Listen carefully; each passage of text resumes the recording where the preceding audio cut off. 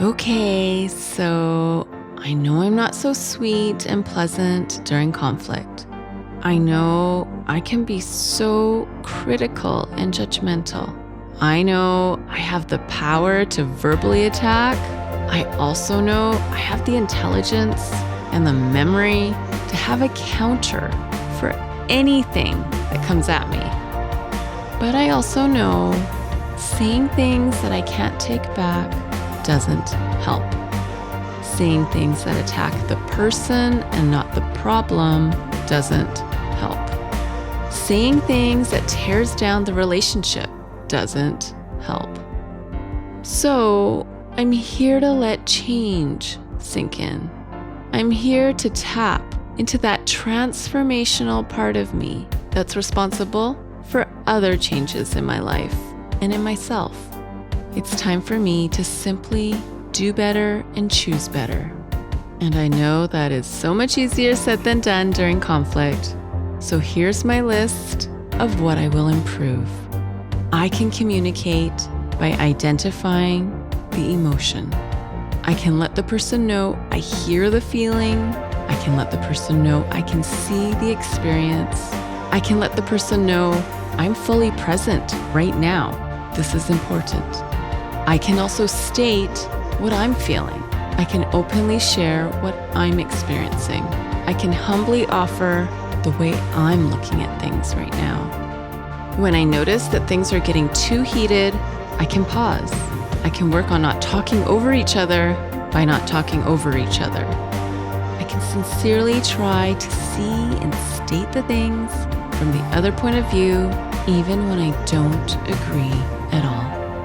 I put aside the temptation to defend and attack and put in play the ability to listen and answer. I stretch my empathy muscles. I build my paraphrasing muscles. I get into my compassionate muscles. I can change so that I can be patient with the situation. I can be patient with every party and every factor, and I can be patient with how I'm improving the way I respond and react. My heart, my words, and my tone of voice will align with time. I lower the value of being right. I raise the value of being calm. I can express myself without losing myself.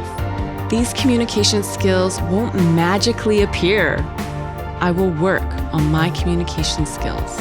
I rehearse the words I want to use more of. I let go of the words that are off limits. I review my patterns and my cycle and where I can intervene with myself and change what I want to change. I identify the traps that I so easily fall prey to during conflict and set in place first a plan to avoid those traps, but also a plan that if I see those traps laid in front of me, I know how to go around them. Soon enough, I'm a different communicator. I'm a better communicator, I'm a respectful communicator, and I can manage conflict without destroying anyone or anything. I can address conflict without getting wild with my words.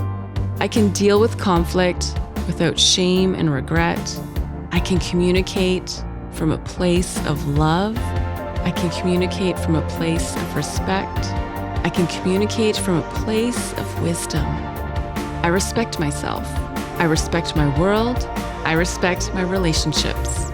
This respect shows in how I communicate during conflict. It shows in my nonverbal communication. It shows in how my relationships are improving. It shows in how my world respects my communication. I communicate constructively. I communicate respectfully. I communicate calmly. I communicate honestly. I communicate wisely. I communicate lovingly. I can hold space for productive communication. I can hold space for effective communication. I can hold space for heart-centered communication. I can transcend the hurt, insecurities, and past pain.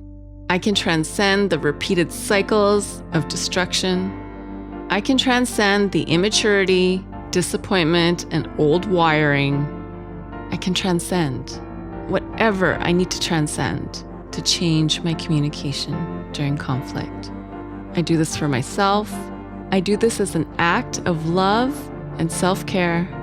I know this is a process, and I'm all in for this process. I'm showing up differently now for myself and for those I love. And I am transforming my communication during conflict.